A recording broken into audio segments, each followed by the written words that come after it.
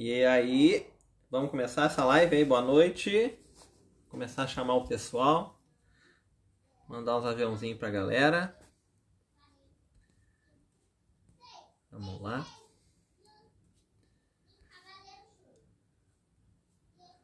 Mandar uns aviãozinhos.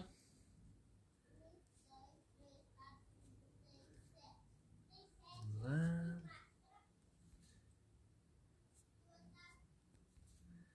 Mandar pra uma galera. Aqui. Incomodar o pessoal um pouquinho. A gente falar.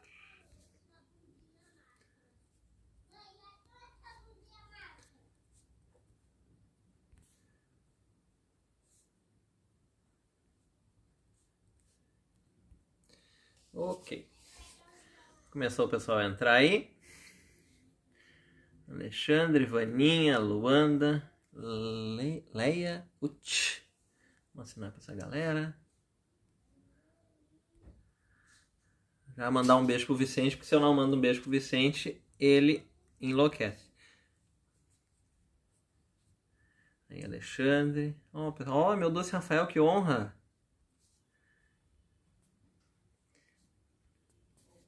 Que legal. Boa noite a todo mundo, né? Não sei como é que tá aí pros lados de vocês, mas aqui a gente tá com uma noite chuvosa, fria, né? Então, quer vir dar um oi aqui, Vicente? Vem rapidinho. Aproveita que o pessoal tá entrando. Se eu não. Vem rápido. Não, aqui, calma, vem cá no colo. Oi! Dá um oi, dá uma boa noite pra galera. Boa noite, galera! Tá? Vai lá, diz que tu vai ver um filme lá enquanto... Eu vou ver o Máscara. Então tá, tchau pra ti. Vai lá. Eu vou ver o Máscara filme. Vai. Então assim, né, se eu não deixo entrar, ele me enlouquece. Né? Ele quer fazer tá louco pra fazer uma live comigo. Então assim, ó, oi Ingrid, o Marlon, quem mais tem aqui? Vamos ver. A Márcia, a Michele, a Marisa,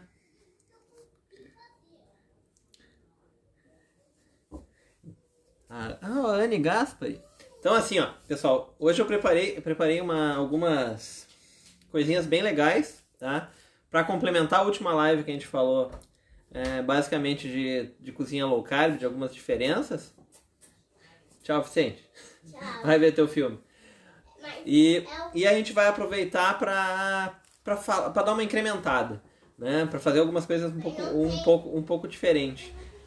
Tentar localizar a cozinha low carb mais aproximada da cozinha normal, né? Tentar quebrar paradigmas e as diferenças, aquelas tantas que nos colocam empecilhos, né? É muito caro, é muito difícil cozinhar, tem muita dica diferente, tem muito problema, tem muita farinha que dá problema, tem muita coisa. Então vamos tentar, eu estou tentando colocar a cozinha low carb num posicionamento de uma cozinha mais calma, tranquila e normal para a gente cozinhar, né? Que a gente consiga ter ingredientes, ter alimentos muito melhores, né? Preparados de forma muito melhor e de forma mais rápida também, né? Não quer dizer que a cozinha low carb tenha alguns ingredientes que demorem tanto quanto a cozinha normal, que a gente precisa se alimentar e ter uma organização imensa.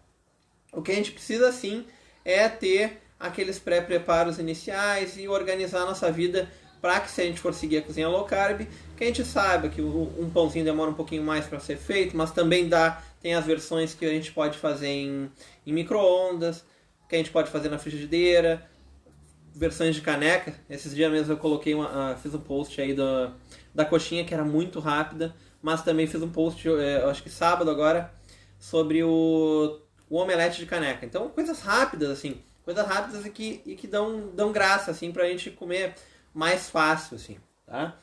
Então, eu vou começar. Eu fiz uma seleção, a gente teve, dessa live bati o recorde, teve 114, se não me engano, a última conta, de perguntas, né? Então eu selecionei algumas perguntas e também transformei algumas outras perguntas e direcionei elas em dicas, tá? Para facilitar. Então, vamos começar pelo aquilo que sempre incomoda muita gente, tá? Farinha low carb, tá? Por que a farinha low carb? Por que os pães low carb?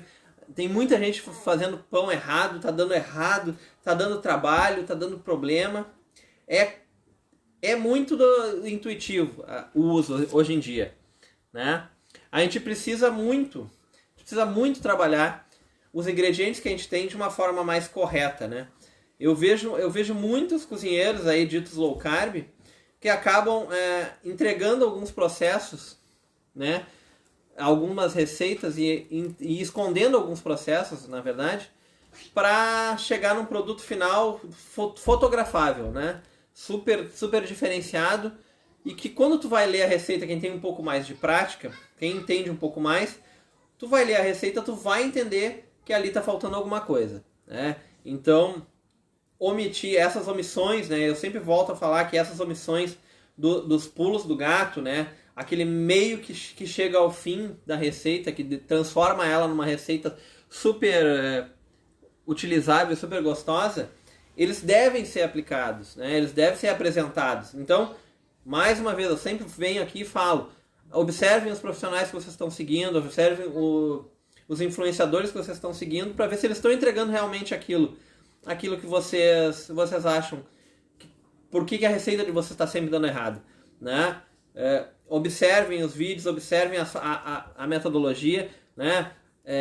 Duvidem e questionem daqueles que entregam só material de 100% a qualidade magnífica e nunca entregaram nenhum material que está com problema. Olha, hoje eu tive um problema na receita, e isso é super tranquilo, tá? Isso é super tranquilo de acontecer, né? Para isso que a gente testa muito, e às vezes vai dar errado, e nada mais justo também da gente mostrar que dá errado, porque a gente é ser humano e vai errar também.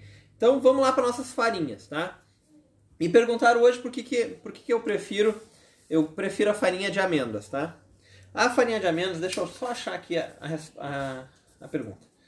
A farinha de amêndoas, tá? Por que eu utilizo? A farinha de amêndoas é uma farinha que eu falo de coringa, tá? Eu falo que ela é uma farinha que ela serve tanto para doces, tanto para salgados, ela serve para molhos, ela serve para engrossar brigadeiro.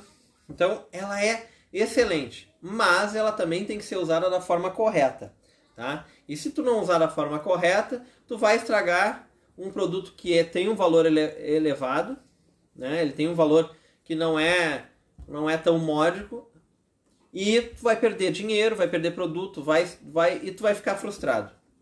Então a gente tem que ter alguns controles com a farinha de amêndoas, né? Tentar manter ela longe de luz, tá? Longe de luz, manter ela longe da umidade, tá? Aqueles mesmos processos que tu vai acabar usando, por exemplo, com o uso de chocolate, tá? Manter ela longe de umidade, calor, luz, para evitar que ela se deteriore e ela perca a qualidade, tá? Porque o que vai acontecer com ela? Ela vai soltar mais gordura, né? E aí tu vai ter um produto um pouco ruim, até vai apresentar um pouco de gosto de ranço, tá?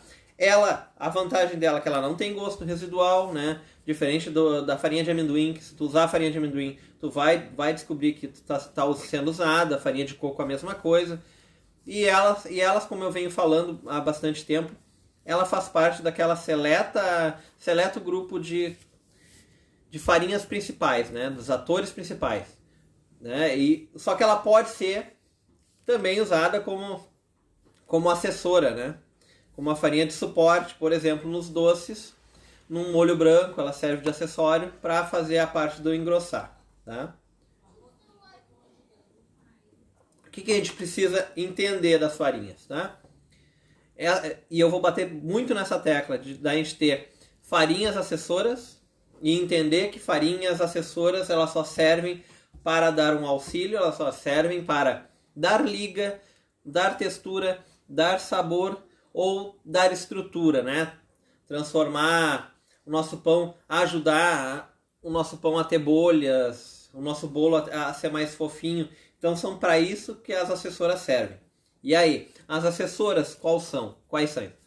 São farinha de maracujá, farinha de berinjela, farinha de linhaça, farinha de coco. Nos pães ela é assessora, tá? Ela é muito assessora. A farinha de amendoim, se tu quiser que ela domine, é preferível que ela fique meio de canto na receita e tu utilize até 1/3, tá? Da farinha maior que a gente for usar, para ela não ter o mesmo problema da farinha de coco e dominar a tua receita. E aí a gente tem as outras principais com valores um pouco mais baratos, que são as farinhas de castanha de caju do Pará. A do Pará é um pouco mais difícil de conseguir, mas a de castanha de caju é uma farinha muito boa e ela fica excepcional para criar uma farofa, tá? E aí a farinha de coco, ela vai entrar como assessora nesse caso também, né? Então, quando a gente entender esses processos, que a gente tem uma gama de farinhas assessoras, né? Que elas vão fazer exatamente isso que a palavra está dizendo, é assessorar o crescimento, assessorar o produto final, a gente vai ter um produto final, um pão melhor, um salgado melhor, um bolo muito melhor. Então a gente tem que entender e nivelar elas, tá? E entender também que as diferenças dessas farinhas, elas acabam tendo um pouquinho de diferença na hora da gente fazer o nosso bolo, né?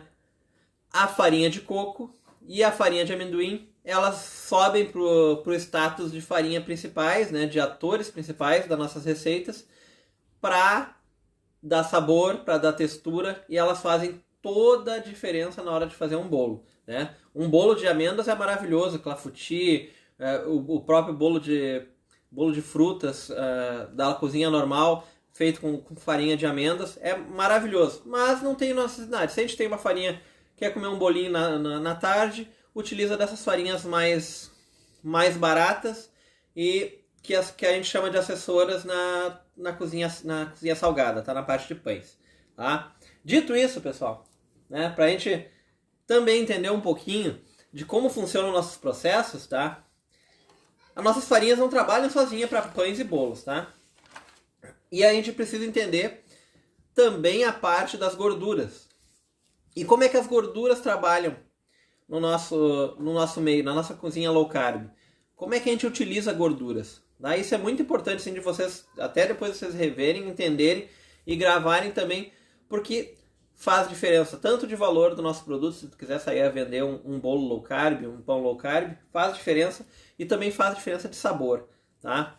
Então é muito legal de vocês terem conhecimento e fazerem os testes que vocês precisam fazer até chegar no produto final interessante que queira vender ou queira só para o consumo próprio. Então, assim, o que a gente tem de gorduras que a gente utiliza na nossa panificação e nas nossas confeitaria low carb?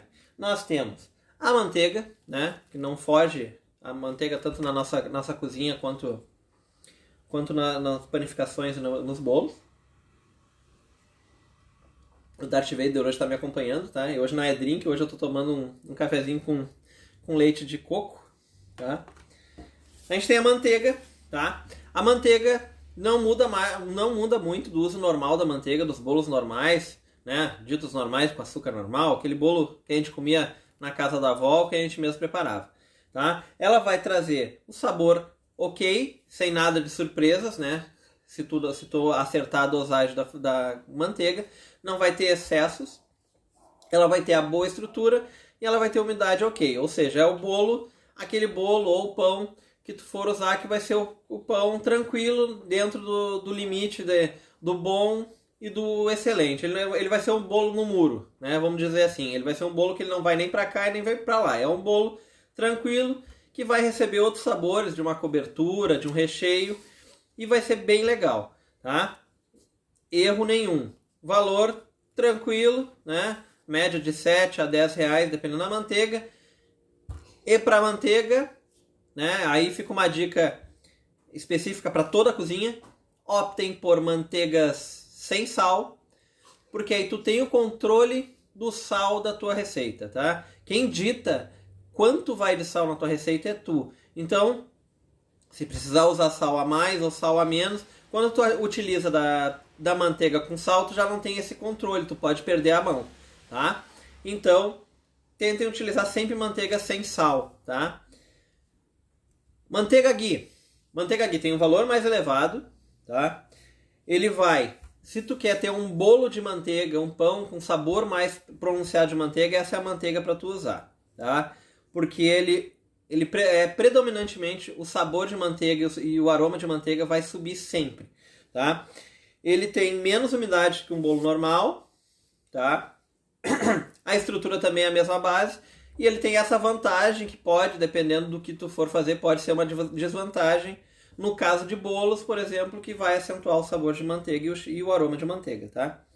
A manteiga de coco, tá? Tu vai trazer bolos um pouco mais macios, tá? Mas aí a maciez é aquela maciez mais esponjosa. Ele não segura tão bem o airado, tá? Se tu precisar de ar na tua receita, ela não vai segurar, mesmo que tu consiga acrescentar clara em neve, ela não segura tão bem. Então ela tem uma estrutura mais pesada, ela não vai segurar tanto, tá? E também no final a massa fica mais seca, mais rápido fica seco. Mesmo processo da farinha de coco, não muda muito, tá? A farinha de coco absorve mais a umidade e a manteiga de coco também, a gordura de coco também. A pasta de amendoim, tá? Que tem muita gente usando pasta de amendoim como substituto de bolos, de manteiga, de gorduras nos bolos, né? Ela tem o sabor característico, né? Exatamente como o ghee, ele joga mais sabor. Então é bom tu usar quando tu for usar especificamente para um bolo que tem uma demanda mais pro sabor do amendoim. A massa vai ser mais pesada, a gordura do amendoim é mais pesada, tá? Ela vai ser de todas essas, assim, ela vai ser a mais pesada. Então tenta optar para aquelas feituras que tu for acrescentar o amendoim para ter um bolo característico mesmo, tá? E por último, e é a que eu gosto mais de usar, tá? O azeite de oliva. O azeite de oliva ele é um plus se tu souber usar na tua receita, tá? Por quê? O azeite de oliva ele vai deixar mais macio. Ligação bem no meio aqui. Ele vai deixar mais macio. Deixa eu desligar aqui. Não. Ele vai deixar mais macio, tá? Ele segura muito mais o ar, tá? Então, tu vai ter bolhas características no teu pão, no teu bolo, maiores, estrutura mais interessante, tá? E vai ficar mais fofo. Então, pessoal, se quiserem optar e escolher por uma gordura, sem erro, optem pela gordura do azeite de oliva, tá? E o resto é tudo tranquilo, tá bom? Tá dele entrar a ligação agora. Resolveram me achar aqui essa hora. Uma dica que fica para pães e bolos, tá? Da cozinha low carb. Ingredientes sempre em temperatura ambiente. Se a receita não pede que a manteiga esteja gelada, sempre vai ser temperatura ambiente. Para facilitar a absorção, para facilitar a mistura e para também não deixar que o tempo, normalmente o tempo que a gente vai bater um bolo, por exemplo, que é aquela farinha que esteja lá no bolo, que ela comece a trabalhar e absorver mais rapidamente aqueles ingredientes, tá? O azeite de oliva, tá? A Angel perguntou aqui se não atrapalha o gosto. O azeite de oliva ele dá um gosto muito bom, tá? Mais suave do que as outras, tá? Ele só perde em sabor, assim, em pouco sabor, né? Digamos assim, de neutralidade de sabor, ele só vai perder para manteiga, tá? Para manteiga normal. Então, ele é muito bom. E ele, inclusive, ele dá um toque diferente, assim. E, obviamente, escolham de uma qualidade boa, vidros escuros, tá? Mantenham ele longe da luz, para todos aqueles processos, para eles chegarem num produto final caracteristicamente perfeito, tá? E isso a gente vai chegando aos pouquinhos, aí a gente vai botando passo a passo, tá? Deixa eu ver se eu já falei tudo dessa parte de ovo. Aqui, ovo. Pessoal, de novo ovo, né? Qualidade, né? Aquele velho método do que entra primeiro, sai primeiro. Então, quando vocês forem ao mercado, observem tudo que esteja nos olhos de vocês. É aquele produto que o mercado, que o supermercado, que o hipermercado, que ele quer te vender mais rápido. Então isso vale para todos os produtos, tá? Desde pães a ovos, a qualquer coisa que tu vai achar que esteja numa prateleira mais ampla, tudo que está à frente dos teus olhos é o que vai vender primeiro. Ou seja, é aquilo que o mercado quer te empurrar. Então, ovos, procura lá na prateleira. O que for mais difícil de buscar, tu vai ver que vai ter diferença na validade, vai ter diferença na entrega. Então, busquem sempre observar as rotulagens, as datas de validade, observem isso, tá? Esse jogo que os mercados fazem para nos empurrar aquilo que eles querem vender e se livrar do estoque, tá? E aí tem uma dica legal para vocês que eu separei aqui em relação ao ovo, tá? A gema de ovo, tá? Daqui a pouco tu precisa de uma receita que ela não leva todas as gemas da receita, tá? E aí tu precisa guardar a gema de ovo. Como é que tu guarda a gema de ovo? Como é que tu vai congelar essa gema de ovo?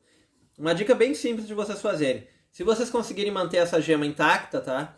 Ela envolta ainda no seu invólucro ali. Coloquem ela em potes com água, tá? Coloquem elas dentro de um pote com água e dentro do freezer. E aí quando retirar, vai deixar ela descongelando para baixo, dentro da geladeira, tá? Aí tu tem que ter uma organização melhor, porque aquilo ali vai manter ela mais controlada, tá? Para ela não talhar, tá? Então essa é uma dica legal para vocês terem pro ovo. Eu vou começar a riscar aqui porque eu tenho folha. Vamos lá, vamos dar uma respirada. Vamos ainda para os ovos, tá? Aí já vamos passar para a cozinha mesmo, tá? Todo mundo deve fazer aí seu omelete low carb, né? O omelete que... Ou nem precisa ser low carb, mas o omelete salva a vida da gente em muitos momentos que a gente não quer cozinhar e quer comer rápido e uma proteína que sacie também, né? Então o que a gente faz de errado? Aí muitas vezes a gente sai frustrado que o nosso omelete saiu duro da frigideira, saiu seco, é aquela coisa que tu tem que estar comendo ele com um copo d'água do lado porque não consegue, tá muito seco. Então o que vocês têm que fazer? Tá? Uma dica extra aí que se usa em restaurantes para tu fazer um omelete legal. Tu vai bater as gemas e vai bater as claras separadamente. E aí depois tu vai unificar elas, tá? Unificar elas de uma forma com leveza. Se tiver, não precisa bater em pontos de clara, tá? Em bom ponto de neve. Mas tu vai acrescentar elas com uma leveza e tu vai ver que vai dar outro nível pro omelete de vocês. E aí ele aceita tudo, né? Desse omelete de caneca aí que vocês quiserem ver, tá lá no meu Reels. Muito simples de fazer, em 1 minutinho tá pronto tudo, tá? E também na nossa frigideira. Omeletão, omelete de forno, dá toda a diferença tu separar, fazer essa separação. Vai ter um trabalhinho um pouquinho maior de separar, vai ter, mas hoje em dia tu consegue separar claras e ovos e gemas com dosadores, com até auxílio de uma garrafa. Tem várias formas, na mão eu acho a forma mais prática, tá? E é bem tranquilo de fazer. Passamos os ovos, pessoal. Vamos lá. Aqui. Agora eu vou pegar uma pergunta aqui, ó. E essa pergunta ela vai ser um pouco mais ampla, tá? Minha berinjela fica amarga, tá? O que eu faço? Eu adoro berinjela, tá? Não sei vocês, né? Me responda aí se vocês gostam de berinjela. Mas berinjela faz parte da minha alimentação há muito tempo, desde quando a berinjela já não era tão bem vista, né? Aqui no Rio Grande do Sul, pelo menos, ela não tinha uma utilidade não é tão antiga assim para o consumo da berinjela. O omelete de forno fica uma delícia. É exatamente essa, eu tô entregando a dica, Ingrid. É exatamente esse método que eu faço, tá? Para ele ficar macio. Então assim, ó, berinjela, tá?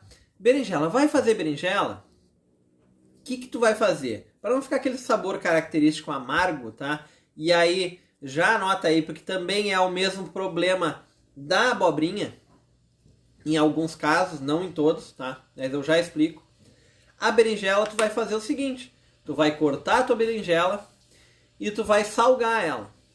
E vai lá colocar dentro de uma bacia com água, tá? Bem salgada. Bem salgada. Se tu quiser, tu pode, se tu tiver um pouco mais de tempo, pode deixar 1, 2 horas, mas bota um pouquinho bota bastante água e bastante sal e deixa ela lá.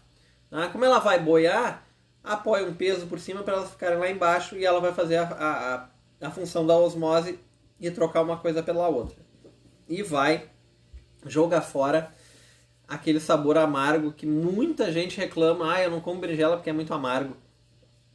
E aí dá uma pegada no fundo da boca. E é porque acaba que a gente não tirou essa, é um detalhezinho.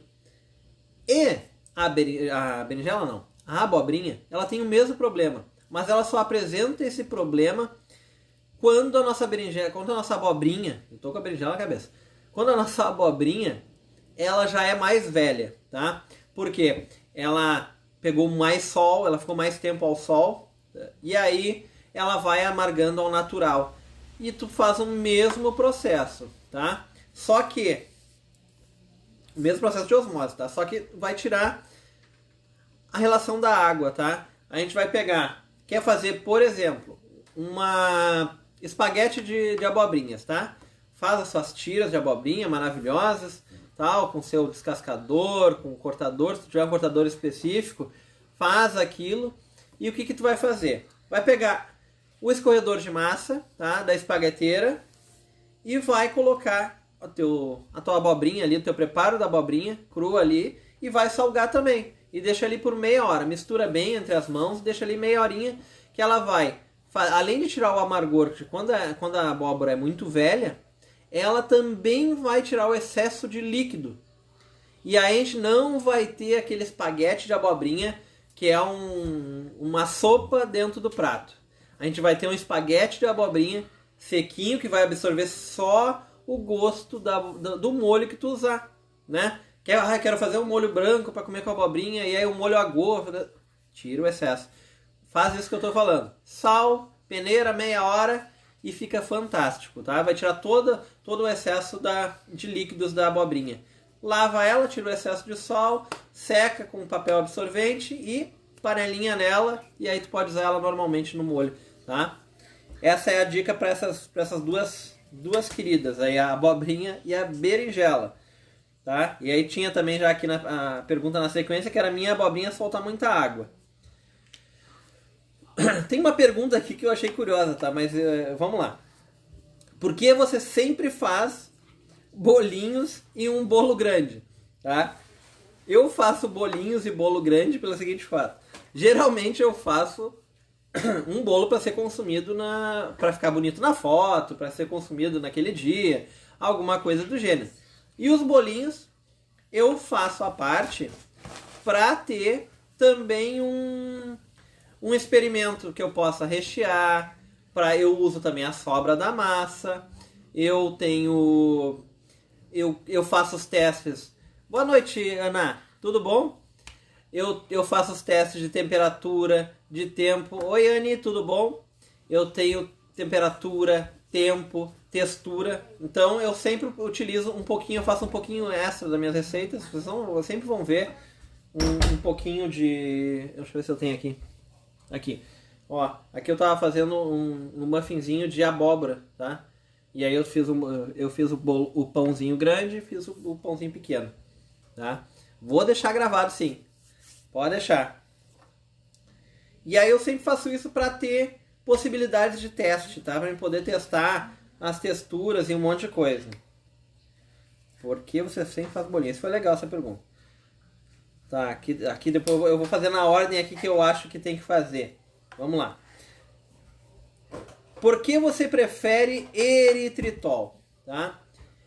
Eu prefiro eritritol porque o eritritol tem a função congelar. Além de tudo isso, Ingrid, congela também. Exatamente, eu tenho as opções menorzinhas para congelar para eu poder comer. Tá? Por que eu prefiro eritritol? Tá? Eu acabo utilizando eritritol porque o sabor residual para mim é mais tranquilo. Tá? Ele, por adoçar em torno de 40% a menos do que o açúcar normal, ele já me leva a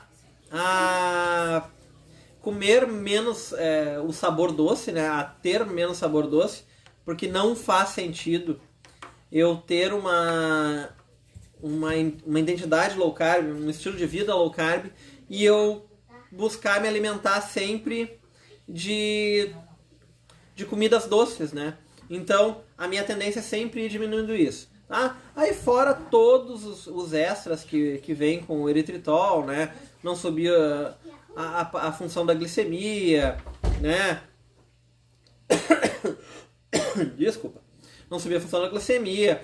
Ele ter zero calorias, né? E aí vai ter gente aí, eu estou falando já diretamente para a Ângela aqui, que eu falo sim das calorias, né? Eu evoluí, né, nessa caminhada da low carb para também falar um pouco de caloria, porque a gente também tem que entender alguns processos, né? Então, e alguns malefícios que a gente tem de extra, né?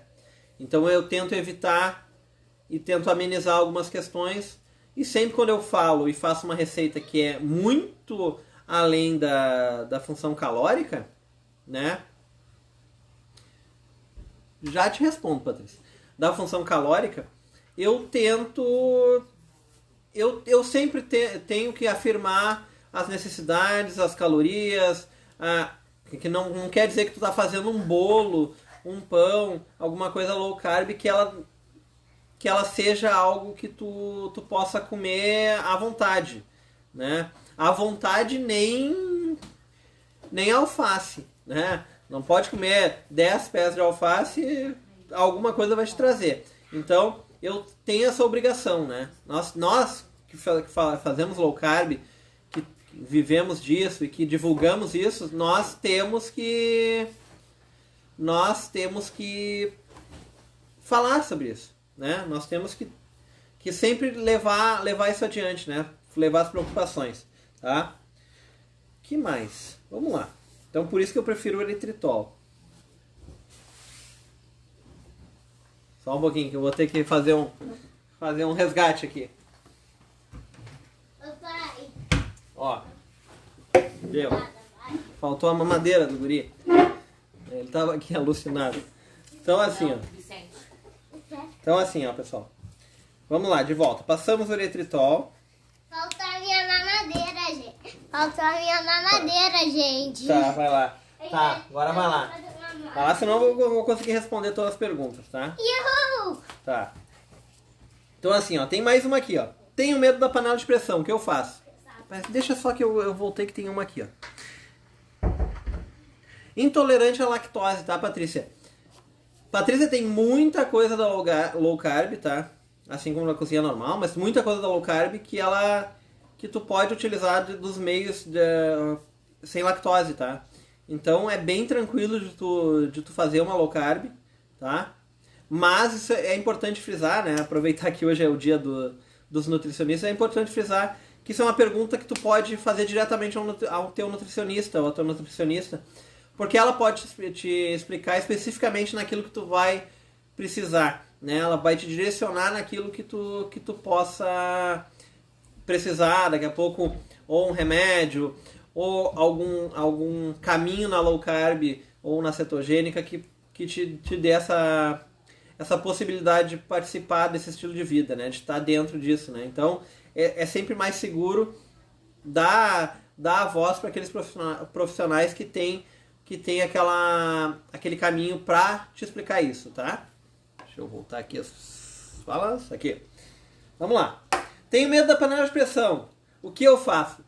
Essa é uma pergunta que até caiu bem legal pra mim, assim, porque eu tô preparando um vídeo pra falar sobre panela de pressão, tá? Deixa eu ver meu horário, tá? Tamo bem. Pra falar sobre panela de pressão. Panela de pressão, pessoal, ela não é mais vilã, tá? Vamos considerar que a panela de pressão é a nossa amiga. E como toda boa amizade, a gente tem que cuidar bem dela, tá? E aí, entre alguns cuidados da nossa panela de pressão, uma delas é a limpeza, tá? Então, a panela de pressão, elas têm geralmente duas válvulas, tá? A de escape forte e a válvula de segurança, que com o auxílio de uma escovinha, né, aquela escovinha de dente que tu jogou fora e resolveu que tu deve ter lá na tua pia, que todo mundo faz isso, né? Escova, dá aquela escovadinha, limpa, tira os excessos, tá? Para trabalhar com a panela de pressão, evita usar mais que 2/3 da panela, tá? Porque se tu subir, tu vai acabar entupindo e é isso que faz ela explodir, tá? Sobe a água e entope ela. Outra coisa, sabe aquele método antigo que a gente pegava a nossa panela de pressão, eu preciso abrir a panela de pressão e jogava dentro da água? Esquece isso, tá? A nossa panela de pressão não foi feita para resistir a isso, não a panela de pressão em si, mas a borracha que tem ali vedando entre a tampa e a panela, ela não foi feita para ter essas trocas de temperaturas, e o que acontece? Ela acaba rachando, tá? Então ela acaba ressecando e rachando, e aí pode causar daquelas explosões, assim, de vazamentos, tá? Então não faz isso. E também evita o bom e velho garfo e colher lá na válvula, tá? 10 minutinhos ela tá pronta. Se tu tem muita pressa, né? Te organiza 10 minutinhos antes, mas 10 minutinhos antes ela tá ali, ela perde toda a temperatura, o extra dela, tá? E aí em questões de sabor, passar óleo na borracha, talvez, Cléser, talvez, tá? Dependendo do óleo, tá? Ela pode ser que ela absorva mais e dependendo do óleo, ela pode fazer transpassar o calor e acabar vazando tudo depende, tá? Panela de pressão elétrica. Panela de pressão elétrica eu tenho vontade de usar, ainda não usei. Mas não... É que eu não tenho medo da panela de pressão, então... né? Pra deixar o alimento mais gostoso na panela de pressão, pessoal, o que a gente fazia antigamente, tá? Vou pegar aqui a minha caneca, tá? Pra gente entender. O que a gente pegava antigamente fazia assim, ó. Botava a nossa carne aqui, um dedo de carne, tá? E a nossa água até aqui, tá? E aí o que acontece? Qual é o processo que vai acontecer? A pressão de ar vai estar no restante, entre água e tampa, e a pressão de ar vai fazendo assim, ela vai empurrando a água, e a água vai empurrando a nossa carne, e o que acontece? A nossa carne vai soltando suco e jogando suco para dentro da água, tá? Ou a carne, ou aquele alimento que for usando. E aí, quando eu tiro da minha panela de pressão, a minha carne tem gosto de papelão, não tem gosto de nada, não pegou gosto de nada. Então, o método mais correto, além das funções que a gente tem que fazer uma selagem na carne, ou fazer um pré-processo antes do acréscimo da água, a gente nivela, tá? Ao no máximo cobrir, sem excessos, cobrir a nossa quantidade de comida, tá? Porque aí a gente vai ter uma troca dos sabores daquele caldo que a gente vai estar fazendo para dentro da carne, né? E a gente vai fazendo a pressão corretamente, jogando sabores para lá para dentro, e não ao contrário, tá? E não tirando os nutrientes, todas as funções da nossa carne e jogando lá para dentro, tá? De panela de pressão, que mais? Segredinhos. Eu acho agora de cabeça assim, eu acho que é isso, tá? Vamos lá. Chegamos aqui. Chocolates, pessoal. Quanto tempo a gente tem? Estamos tranquilo. Chocolate, pessoal. Todo mundo gosta de chocolate aí, né? Tô vendo. Chocolate na low carb. Aí me perguntaram assim, qual marca de chocolate você indica? Tá? E aí falar de marca não é por patrocínio, por qualquer coisa. Até porque, né, o dia que eu for patrocinado eu vou estar feliz da vida. E aí eu vou estar falando das marcas aqui. Mas chocolate é uma coisa muito particular, tá? E pra mim, eu prezo por usar chocolates de marca nacional, né, de sabores nacionais aqui, de preferência de sabor de origem, né, que são aqueles chocolates, para quem já fez aula comigo, sabe que eu utilizo de chocolates nobres que tenham sido feitos aqui no Brasil. Por quê? Que não passam por tantos processos, tá? Não passam por inúmeros acréscimos de sabor, de extras, né? E também carregam uma história, tá? Ô, Bonorino, tudo bom? Carrega uma história. Então, acabo utilizando sempre de chocolates assim. E aí eu vejo muito... E aí deixa eu quebrar um mito agora que a gente tem aqui, tá? Eu tô vendo um monte de cozinheiro low carb dizendo que eu uso chocolate belga. Deixa eu quebrar a expectativa de vocês.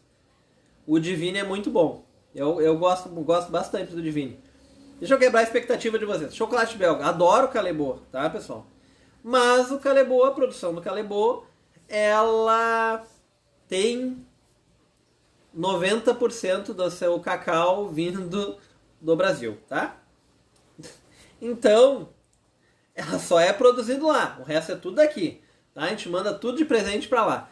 Então, entender essas características também, né? Na Bélgica não tem os cacauzeiros, né? Então, eu prefiro optar por o que é nosso, tá? Eu uso uma marca muito boa, muito diferenciada, chamada Harald Unique, tá? Que são as versões, elas são versões dos locais que produzem, né? Ela tem o Amazonas, ela tem a Bahia, Minas Gerais, e são cacau de alta qualidade, tá? E aí, né, esse é um chocolate que eu indico. Mas eu não vou me adentrar muito nesse mundo do chocolate, porque eu estou preparando para vocês um dossiê de chocolate, tá? Que a gente vai ter daqui a 3 lives. A gente vai falar muito sobre chocolate. E aí eu estou preparando um dossiê bem legal de chocolate para a gente tratar dessa delícia aí e dessa unanimidade, tá? Mas eu só vou dar mais uma pinceladinha. Me perguntaram, né? Me perguntaram por que tu usa chocolate 70% e tal, eu posso acrescentar açúcar, ai, não tá doce, não é isso, blá, blá. Assim, ó, pessoal, por que a gente, além de tudo, né, além de todos os processos, quer dizer que 70% a gente tem 70% de cacau, né? O resto é os adendos, né? É os aditivos, a manteiga, né? Mas a gente já tem uma certeza que tem 70% de cacau.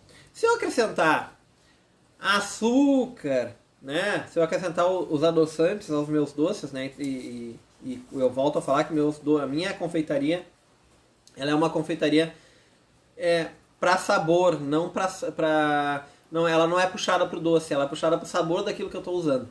Então eu opto sempre por usar menos açúcar, sempre, independente da confeitaria sendo low carb ou não, sempre uso menos açúcar para dar essa possibilidade da pessoa provar daquele produto no melhor momento, tá? Então não faria sentido eu levar isso para low carb e começar a acrescentar de sabores doces, porque eu vou trabalhar na minha cabeça que eu preciso de açúcar sempre, né? Então se eu vou me adaptando aos 70, daqui a pouco aos 80, 85 e tal, daqui a pouco, pra mim hoje não faz falta o açúcar assim no dia a dia. Tomava café adoçado, tomava chocolates, tudo muito doce, e eu evitei isso, né? Então eu também tento passar isso para aqueles que eu faço as minhas receitas, né? Para que eles vão se adaptando. Óbvio que o Vicente, ele tem um paladar ainda infantil, que ele sente a necessidade de doce, né? E isso a gente trabalha. Ontem mesmo eu fiz uma receita aqui, que eu botei lá no grupo do Telegram uma fotinho, tá? Que foi um bolo de coco com amendoim. E aí ele tem um bolo daquela modinha da bolo piscina, e ele tem um brigadeiro por cima. E esse é brigadeiro com 70%, muito, muito tranquilo. E o Vicente hoje pegou e raspou toda a cobertura e comeu ela sozinho. Eu não cheguei nem a provar hoje a cobertura. Então ele já está começando a se adaptar. E se uma criança de 4 anos e meio consegue se adaptar a sabores mais fortes, mais amargos, a gente vamos tomar vergonha na cara e também a gente consegue se adaptar a comer menos açúcar, né, pessoal? A ter sabores mais concentrados, né? E aí, mas vamos falar de chocolate depois, tá? Aí eu vou agora para uns hackzinhos, né? Vamos pontuar alguns hackzinhos para facilitar a vida da gente, tá? E aí não quer dizer que são hacks, né? Que são diquinhas para cozinha low carb, tá? É diquinhas para cozinha, no geral, assim, pra gente trabalhar de uma forma mais legal, assim, para ter algumas funções. Por exemplo, né? E aí eu já vou deixar aí para vocês que querem uma atenção, e eu sei que vocês gostam. Eu estou preparando uma coleção de drinks low carb, tá? Low carb e de baixa caloria, além de tudo isso, tá? E o que fica muito bonito, ó, a Ivete aqui, ó. Faça receita de 70% de cacau, como ensinou. E aí, ó, viu? O pessoal vai gostando. O pessoal não fica um doce enjoativo. É exatamente isso. O que eu faço? Pô, um drink. É muito bonito fazer aqueles drinks que tu olha na internet, assim. Ai, aquele gelo maravilhoso. Você sabe fazer um gelo perfeito, pessoal? O gelo perfeito sem as bolhas dentro, transparente. É mega simples, tá?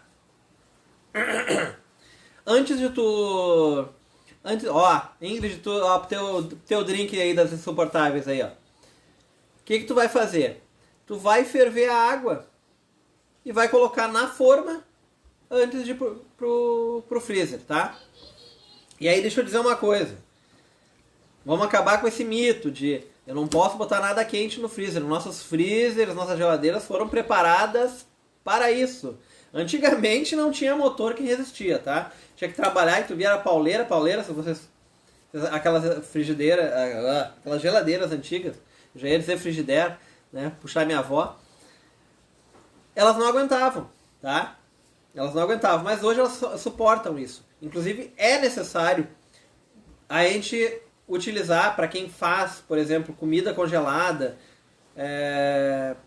para quem quer guardar comida, esqueçam aquela função de deixar a comidinha no balcão esfriando, tá? A comida sai da panela pro pote, do pote pra geladeira, pro freezer, na mesma temperatura, quanto mais quente melhor, tá? Para evitar, não vai azedar o feijão, tá? Quanto maior a temperatura que tiver lá, a temperatura que tu tirou da tua panela e botou no pote, leva ela para dentro da geladeira que ela vai ter uma conservação muito melhor. Teu freezer aguenta, tá? Eu só não vou pagar o freezer se estragar, tá? Dependendo, vai que o teu freezer seja aquele muito antigo, tá? Mas o teu freezer aguenta, tá? Vai por mim, tá? Para temperos, pessoal. Então ali, voltei, né? Só para terminar, pegaram bem.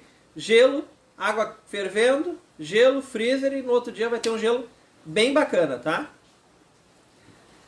Esse é normal. Todo mundo fala isso, que vai azedar o feijão. Exato, tá? Suco de limão, pessoal, tá? O limão que é bem usado na nossa low carb. O suco de limão também serve para uma coisa específica, tá? Da cozinha normal. E aí não é só da cozinha low carb. Utiliza uma parte do suco de limão se tu quer diminuir o teu uso de sal, tá? Quer diminuir a quantidade de sal que tu está consumindo no teu dia a dia. Utiliza uma parte de suco de limão, tá? Ela vai pronunciar aquele sal que tu já utilizou e vai deixar uma comida mais com menos sódio e tal, e vai ficar bem gostoso. Claro, tu vai ter os ésteres de trazer um sabor ácido para tua receita, mas é bem legal, tá? Mas essa é uma dica bem legal de saúde, assim, que tu dá uma baixadinha, né? E fora que o sal regulariza a função da pressão arterial, né? Vamos lá. Eu tenho umas diquinhas aqui que eu separei, mas eu vou guardar umas na carta na manga. Salada, pessoal. Vai fazer a tua salada verde. Nossa salada verde, lavar a salada. Eu não tenho secador de salada, bibibi, bobó. O que eu vou fazer? Para facilitar a minha vida. Seca o máximo que dá. Vai pegar a bachela da tua salada. E aí tu vai botar um prato virado, emborcado. Tá? Um prato de doce, sobremesa, virado para cima, tá? Com as costas com a parte de baixo virada para cima. E bota a tua salada ali por cima. E ela vai descer e ir para baixo do prato a água, tá? E vai evitar a água e vai tirar o excesso do líquido, tá? Eu tenho uma dica pro café que eu vou deixar para os últimos minutos, tá? Eu tenho mais 6 minutos de live. Vamos lá. Passata de tomate, tá? O molho de tomate que a gente utiliza na low carb, ele é passata por ser menos carboidrato, tá?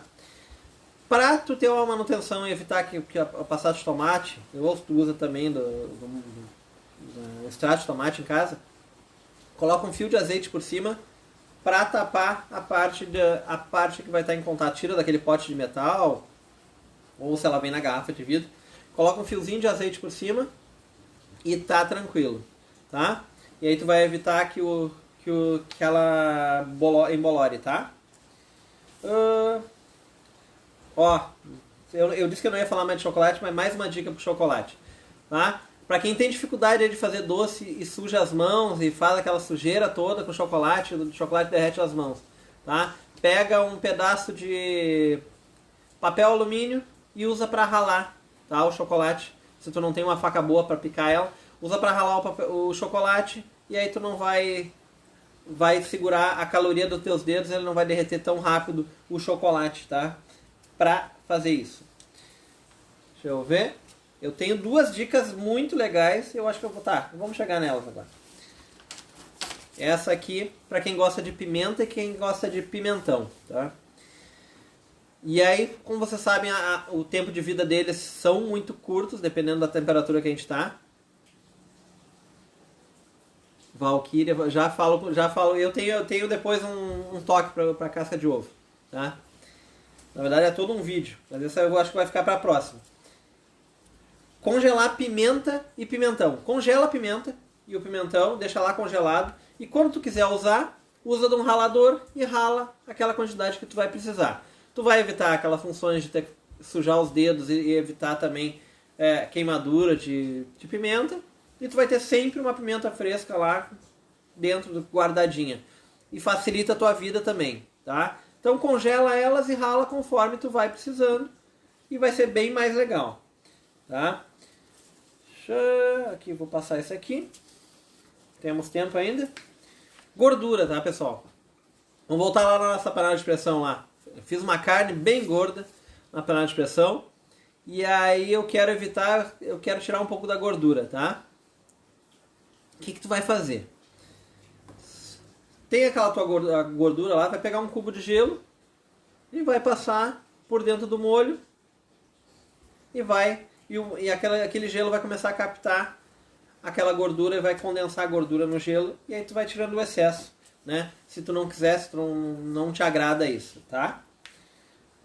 Agora sim, café, pessoal. Café, nós que tomamos um pouquinho de café aí, nós da Low Carb. E, né, tá muito na moda, pessoal, que vocês passando café de formas inusitadas, diferentes, e receitas, e bibi, blá, blá. Eu tenho uma dica para vocês deixarem o café mais gostoso. Para quem tem dificuldade de tomar, isso vai facilitar quem tem dificuldade de tomar café sem o açúcar, tá? Sem o adoçante. Quem quer migrar para esse caminho. O que tu vai fazer? Tu vai passar o teu café com uma pitada de sal. Uma pitada de sal e uma pontinha de uma colherinha de canela, tá? O que vai fazer isso, tá? A pitada de sal vai tirar o excesso do amargor, aquele que pega no fundo da garganta, assim, que te incomoda quando tu não tá adaptado ao café, tá? E a canela vai te dar um up, né, no teu café. Então essa é uma dica bem legal para quem não está acostumado a tomar café, que precisa usar dos adoçantes, e a gente sabe que adoçante low carb é caro, para estar queimando ele no café, né? Então, e aí, como todo mundo fala, né, e aí eu vou ter que repetir, porque é uma verdade, a gente está acostumado não com o gosto do café, a gente toma açúcar, tá? A gente está acostumado com o gosto do açúcar. E café a gente só vai tomar a partir do momento que a gente não usar o açúcar, tá? Não usar o sabor doce, porque a gente vai conseguir identificar as nuances da torra, as nuances da produção, o terroir daquele produto, né? Porque não adianta tu ir lá no mercado e comprar o café da Papua Nova Guiné, comprar o café da Colômbia, comprar e encher de açúcar, porque só vai ter o sabor do açúcar. Então uma pitadinha de sal, né, naquilo que tu vai utilizar, naquele nosso coador de café. E aí um detalhe importante, tá? Pitada de sal na hora de passar, tá? Na hora de passar. Quer botar na xícara, não vai dar tempo tanto de absorver. Mas na hora de passar. E aí pitada, pro pessoal entender, pessoal. Pitada é tudo que cabe nos 3 dedos, tá? o que couber nos 3 dedos de sal, essa é a pitada. Tá? A pitada não é feita com 2 dedos, não é feita com 4 dedos, com 5 dedos, a pitada é tudo que cabe em 3 dedos. Tá? A pitada vem de piteira, tá? Da época as mulheres fumavam as piteiras para não sujar os dedos, não deixar o cheiro do cigarro nos dedos, então vem daí. Tá? A pitada é tudo que cabe, quando vocês ouvirem falar de pitada, é tudo que cabe em 3 dedos, nesses 3 dedos aqui. Tá? E aí essa é quase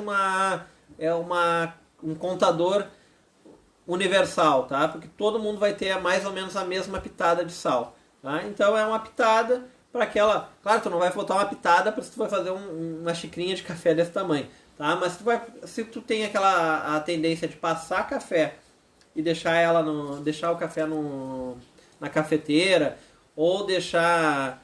não é um punhado de sal. Ou tu tem o costume de deixar na cafeteira, ou deixar numa térmica, tá? Então, faça dessa dica. E aí, claro, a canela pode ser um aromático bem interessante, como gengibre em pó, como várias outras... O guaraná em pó também fica muito bom, se tu quer dar uma turbinada no café. Então, essas são coisas bem legais de fazer, tá? Então, olha só, pessoal, tem mais um monte de coisa para fazer, mas vai ficar para uma próxima, tá? Eu vou ter que terminar a live, porque eu quero salvar ela, porque tem bastante coisa ainda e tá cada vez menor as minhas lives, né? Eu não sei se eu tô falando demais ou tem muita pergunta cada vez mais. Eu vou criar um livro de perguntas de tanta coisa que tem, tá? Então eu queria agradecer todo mundo. Se eu fiquei sem responder alguém na live agora aqui, por favor, manda mensagem no meu direct, tá? Se não estão no grupo do Telegram, procura ali no link da minha bio. No grupo do Telegram tem sempre coisa, vai ter sempre receitas em primeira mão, tá? Que vão chegar lá de repente uma semana, 2, 3, né? Em primeira mão vai chegar por lá. E vai ter muita novidade vindo por aí, tá, pessoal? Sigam aí. Amanhã tem receita nova. Para quem está lá no Telegram já sabe qual é a receita, porque já passou por lá, né? Então amanhã tem uma receita nova que vai todo mundo gostar e é com chocolate e é com café. Tá bom, pessoal? Muito obrigado. Mais uma live muito bacana. Obrigado para todo mundo. E até a próxima. Agora segunda-feira que vem, tá? Valeu!